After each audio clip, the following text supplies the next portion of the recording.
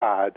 Hundreds of thousands of people fill casinos around the world and buy lottery tickets, hoping that luck or chance or some kind of magic will give them the prosperity and financial security that they desire. People will lose money and blame luck, or win money and credit luck for the win. But the law of God is a law of mind. And so nothing outside of us, that is outside of our consciousness, can be depended on to prosper us or do anything for us, even God. Even God. God does not do anything for us that God cannot do through us. We have heard or we have read that God can only do for us what God can do through us, and that is an absolute truth. Absolute truth. But you may ask, well, why do some people appear to be luckier than others? Or isn't luck and chance involved in winning the lotteries? And on the surface, this may appear to be true. It may appear to be true, but it only appears to be true because we do not have knowledge of the inner workings of the minds of the individuals who have won the lotteries or have won great sums of money in the casinos. Consciousness is everything, and thinking otherwise will only lead us to shift responsibility from our own consciousness to something or someone outside of us, and this can create chaos in our lives. There are no miracles to be experienced in life, only natural results of universal law. Would we consider the responsiveness of gravity a miracle, or would we consider it a natural universal law? Miracles are the result of a lack of awareness of the law of mind. What may seemingly be considered a miracle is simply the result of a faith and a belief in the mind of the person experiencing the seeming miracle. So we know and we can accept within ourselves that we don't have to believe in luck, bad luck or good luck, that luck is not even a part of the equation in us demonstrating, experiencing the good that we seek, experiencing the answer to our prayer. Nobody can deny that this is so. We don't pray and say, oh God, give me the luck to have this. Or, oh God, make me a lucky person. We don't do that. Looking for a miracle can cause us to dismiss the necessity of developing our consciousness and preparing our mind to accept and receive the good that we desire. Both luck and miracles can also foster fear in our mind, because whenever we think of something like luck, we don't know whether we're going to be lucky or if we're going to have bad luck. Or if we think that we're depending on a miracle, that means we're depending on something outside of us to happen, and we can get into the fear that it won't, and so that will create fear in our mind. And as the great Dr. O.C. Smith said, fear is the child of an undeveloped consciousness. Fear is the child of an undeveloped consciousness. The radical Jesus stated clearly that if we believe as he believed and did what he did, we could do what he did and greater things still. But we have to believe as he believed. We have to believe in this law of God. We have to believe that there's something within us. There's something within us that knows what to do and how to do it, to seek and find that which is for us to experience, and know that there's something greater than us that will respond to us. Dr. Holmes writes in this thing called life, it may seem strange at first to think that we affirm something into existence where nothing seemed to be, but is not this true when we draw a picture, mold a form, or plant a seed? Anyone wishing to demonstrate the availability of the law of life must certainly accept the dynamic reality of affirmation. Affirmation is the greatest and fundamentally the only creative agency in the universe. Affirmation, that means I'm choosing. When I affirm something, I'm choosing it. When I affirm something, I'm speaking my belief. I'm allowing my belief to take form in words. When I affirm something, I'm seeing something as positive and affirmative. And when I affirm something, I'm aligning my mind with God's mind. And each and every one of us can do that. We can do these things. Affirmation is the greatest and fundamentally the only creative agency in the universe. Everything that is, whether we realize it or not, is some affirmation of life. We are the affirmation of this life as individuality, as personality. That is why our thought is creative. That is why our thought is creative. It may seem strange at first to think that we affirm something into existence where nothing seemed to be, but is not this true when we draw a picture, mold a form, or plant a seed? Think about it. Even when we walk into an empty room, when we get a new house or a new apartment or whatever, and this big old empty room is there, until we start putting furniture in it, it's just like this canvas that our mind can create, this canvas that our mind can draw into it, all the furniture and the lamps and the pictures and all that, the rugs, to make this room ours, to make this room more beautiful, and to make this room more comfortable. That's the creative mind. That's the affirmative mind working to do those things.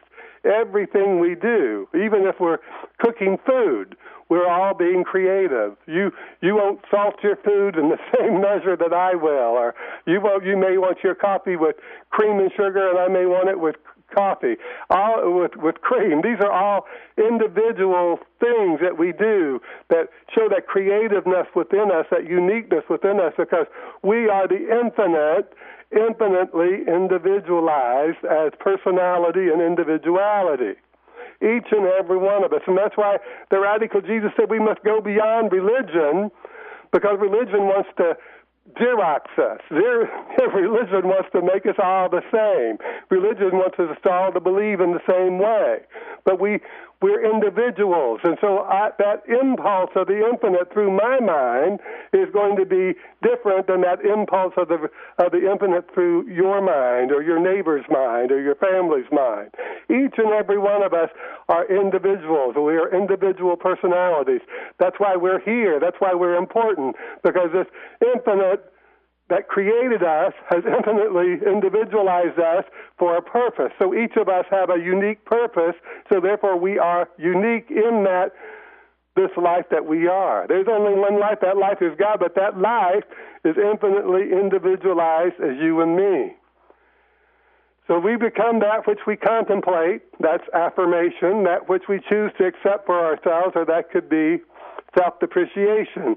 So we have to realize within ourselves, am I affirming life for myself, or am I living life in self-depreciation? Am I always seeing my life as less than? Am I seeing my life as inferior? What am I seeing for myself? What am I seeing for the world in which I live? Our good desires surface in our conscious mind because at some level of consciousness, we believe that these things are ours to have, to do, or to be. Can you imagine doing that? Can you imagine these desires that we feel? You know, there's some religions that teach us that we're to repress our desires, or we're to eliminate our desires. But if there's only one life, that life is God, and that life is omnipresent, and that life is omniscient, where did that desire come from? It came from God. It came from the good, so that we can experience this thing. And there's something within us on a deeper level of mind that's saying yes to that good desire, saying yes to life in a greater way. But it's up to us to affirm that that is true. It's up for us to recognize that every good desire that comes to our mind, comes to our awareness, it's God leading us and guiding us and telling us, you can have this greater good. You can experience this greater good. Accept it. Receive it. Be glad for it. Be grateful for it. So our good desires surface in our conscious mind because at some level of consciousness, and I want everyone to believe this and understand this, at some level of consciousness, we believe these things are ours to have, to do, or to be. What we can do is develop the consciousness of having them.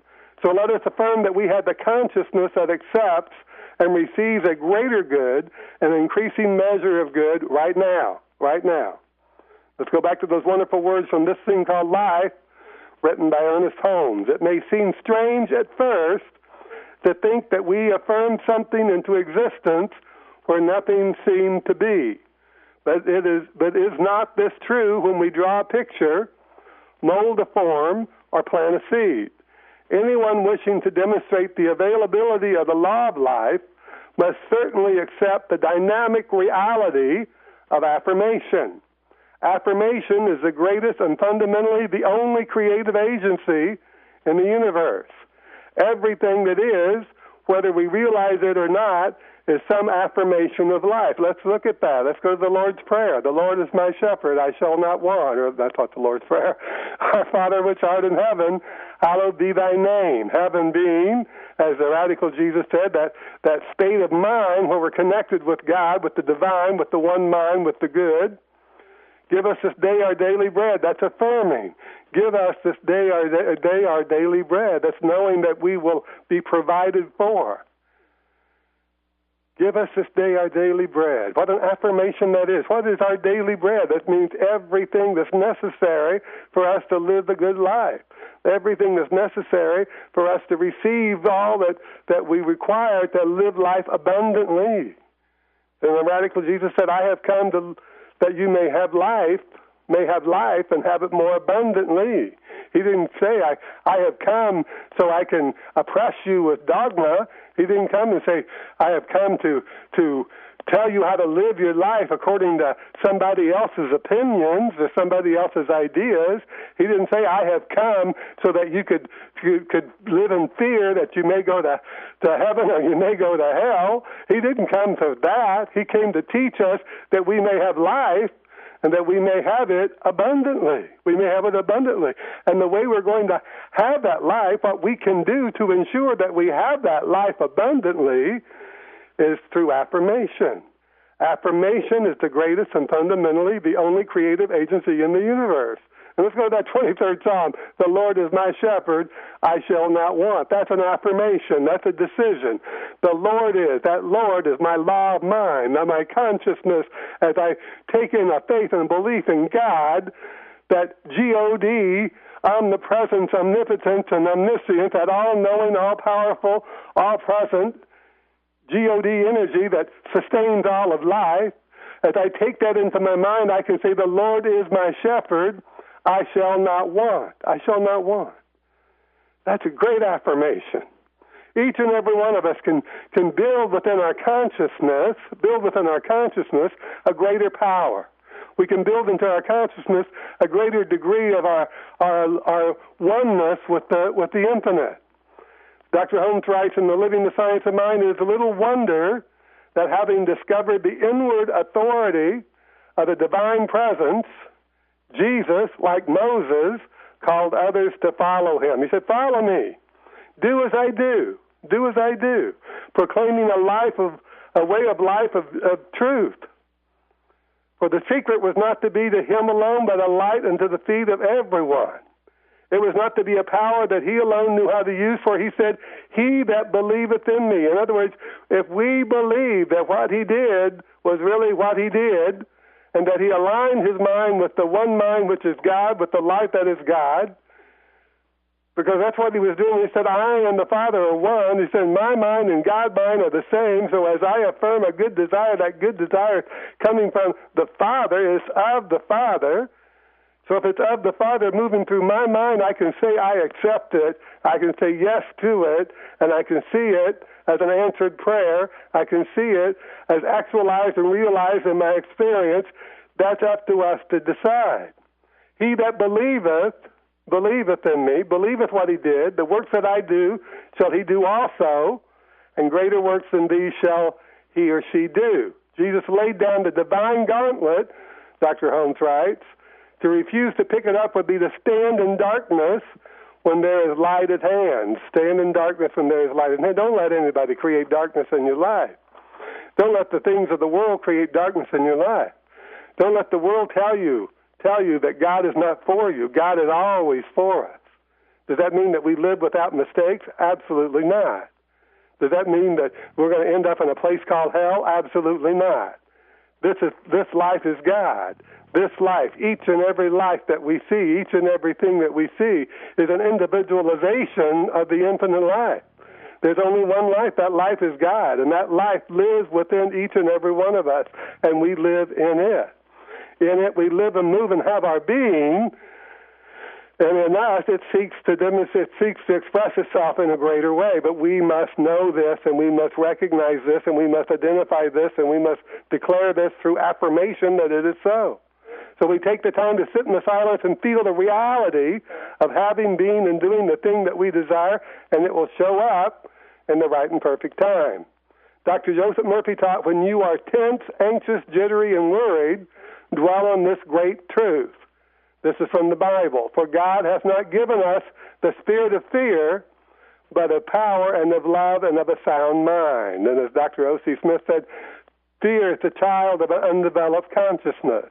When we develop our consciousness to that level of knowing that we are in God and God is in us, that there is no spot where God is not, and we keep faith with not only ourselves, but we keep faith not only with God, but with ourselves as well, and have confidence that God will do through us that thing which we desire to experience, that thing which we desire to have, that thing which we desire to do, because God is desiring it for us, through us, then we will begin to live that abundant life that the radical Jesus called us to live. Why did he call us to live the abundant life?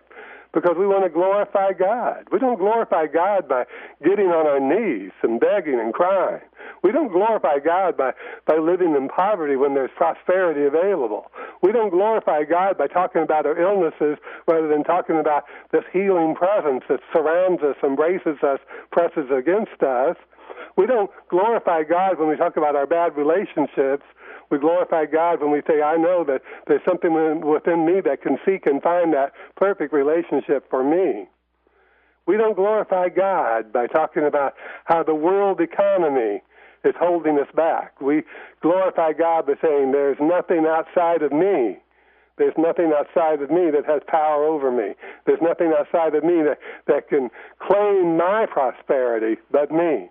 There's nothing outside of me that can determine the measure of my financial good but me. There is nothing outside of me that can determine the measure of my good health but me. I can have that excellent health. I can have that wealth enough to share and to spare. I can have that good relationship, and I can have that state of mind of knowing that I can be at peace with the desires of my heart, for I know that they will unfold in the right and perfect time into my experience, and that I can out-picture them from my consciousness of affirmation, of knowing, affirming that this is all God working through me, that I really am God in action, that I am God in action. That's what the radical Jesus was telling us. You are God in action. So become the activity of God, become the activity of good, become the activity of prosperity and success and joy and happiness, become the activity of generosity and gratefulness, become the activity of that which the world has seen very little of, and let yourself become an instrument for the glory of God. Let yourself become an instrument for the glory of God. Keep faith with yourself and realize that who you are is important and necessary. You have the opportunity to glorify God and the law of God, so choose to do it. Choose to do it. Choose to align your mind with the law and love of God and live in the experience of your good desires, because these are God's desires for you. These are God's desires for you. So let's go back and look at these important points that we want to get from this lesson, what we can do. He that believeth in me, that's the radical Jesus, the works that I do shall he do also, and greater works than these shall he do. He didn't say that we're to walk on water or turn water into wine or to walk through a leper colony and heal the people of sickness. He said we're to do greater things than we've done before. Whatever it is that we've done to this point in our life, we can do that something greater. Greater works than these, he said, that we can do. The Internet is a greater work than anybody could even imagine in the time of Jesus. So he's telling us that we have to evolve our mind and open our mind to new creation, open our mind to newness, open our mind to this infinite power and presence, this infinite intelligence that knows that we can be guided and directed to the right ideas for us, the right people for us, that all things come together for our good when we keep our mind stayed on God, when we keep our mind stayed on that which is good, all good, that which is God. And so it is. Amen. Once again, it's been my great pleasure to have you with me this morning, and I hope you join me for my next broadcast right here on KTYM AM 1460 radio and at www.KTYM KTYM.com worldwide this coming Wednesday at 7 p.m. Pacific Time, and we'll be back next Sunday morning at 7:30 a.m. Pacific Time. And when you come to Palm Springs, come and visit Desert Cities Community Church. We're located in downtown Palm Springs at 333 North Palm Canyon Drive. That's Palm Canyon and Amado, plenty of free parking. Anyway, I want to thank you.